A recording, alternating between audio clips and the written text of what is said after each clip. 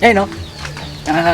Well, welcome nga pala ulit sa channel ko nga pala. At nandito tayo nga pala ulit sa pwesto. And at nagpe-prepare kami nung ipapakain namin sa baboy. Ito pa pala yung isa sa natutunan ko nga pala dito sa na pwede pa nating ipakain nga pala sa baboy. Kasi kanina may nakuha kami na mga bayabas na pwede pa naman. Actually dinurog-durog ko na nga no. Lagay ko na sa timba. Tapos ayun, yung kasama ko naman, yung partner ko, binabalatan na yung yung katawan nung sa puno ng saging.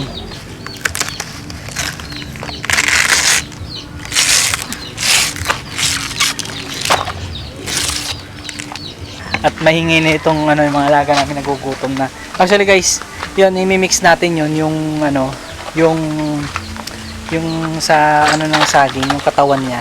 Pagka na-chop na ng maigi yun, sasamahan natin ng konting lalagyan natin ng konting darak tsaka trigo para ipakain sa kanila. Yan, pagka nagtitipid talaga kayo sa feeds, ito, another alternative na naman uli na pwedeng ipakain sa native na baboy.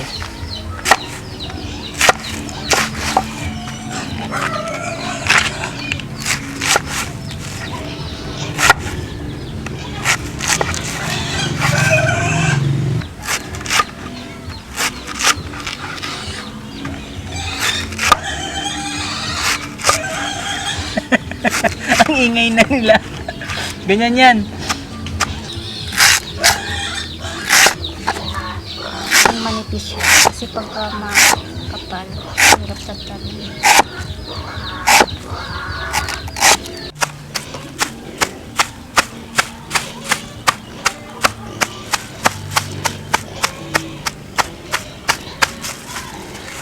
Hindi na pang sisig yan mala. O yung iba hinahalo yata ito sa yung pinaka-gitna sa dinuguan. Pag may kasalan, panglagdag sa parang ubod ng ng nyog.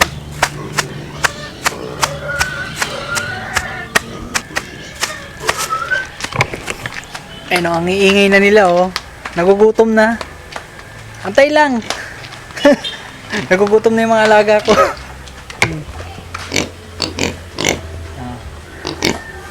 Antay lang, kumaingay. Kakain naman kayo kayo talaga Di ba? Kakain yan, di ba? Nagugutom na sila Sa lahat ng halagaan ko, sa mga inalagaan ko, ito maingay. Pero yung 5 na una kong ninalagaan, hindi siya maingay. Totoo lang, ngayon lang ako nag-alaga ng ganito na native. Pero maingay pala. Pagka nagugutom, hindi katulad ng 5 na mestizo native na inalagaan ko nung nakaraan. Hindi maingay, ito maingay. Ayun, nakatingin na sama ng tingin ng maliit Gugutom na kasi. Ayun Wait lang, kakain na kayo ha. Andali lang ha. Andali lang.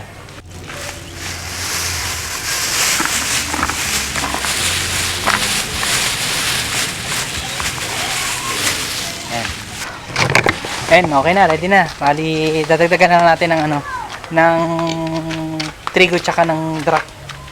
Kasama na, dadagdagan natin. Tapos lagyan natin ng konting tubig.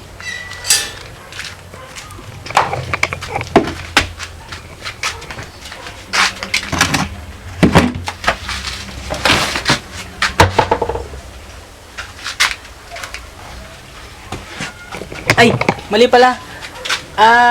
Ang dadagdag pala natin, ito pinaghalo-halong darak, trigo, tsaka yung cornmeal, may cornmeal to kasama. May kasamang cornmeal. Itong ihahalo natin. So, isang tabo lang.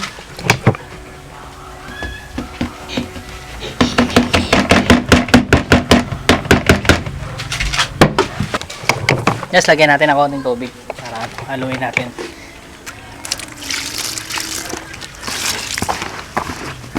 Ay! Tinagap pa ako.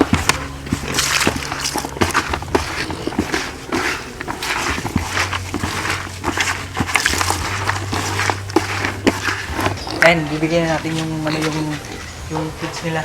Teka.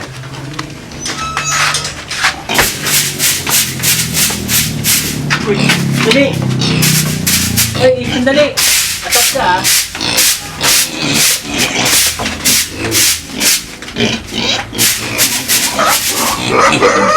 Dito na ba?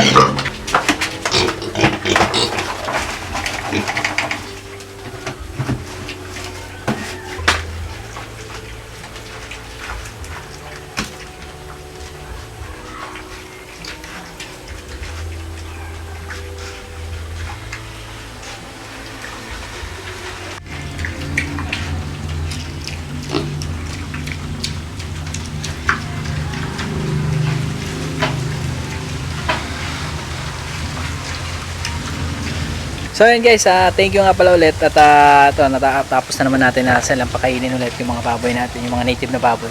At isa pa yun sa natutunan ko na pwede nating ibigay na pagkain sa kanila, alternative na pwede nating ibigay pa sa kanila, tulad nung ayun, yung katawan nung yun nga isa ano ng saging, yung pinaka trunk niya, yung yung anong saging.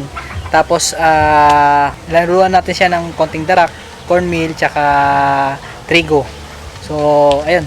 At tapos may kasama pa pala yung mga nalagdag na bayabas. So, yung bunga ng bayabas. So, ayun lang guys. Thank you. At thank you sa mga bagong subscribers nga pala natin ulit. So, guys, kung nagustuhan nyo tong video na to, so please like, comment, share, and subscribe. And click mo na rin yung notification bell para naman updated sa bagong video and vlog na i-upload ko. So, guys, see you on my next video. Bye-bye and God bless you.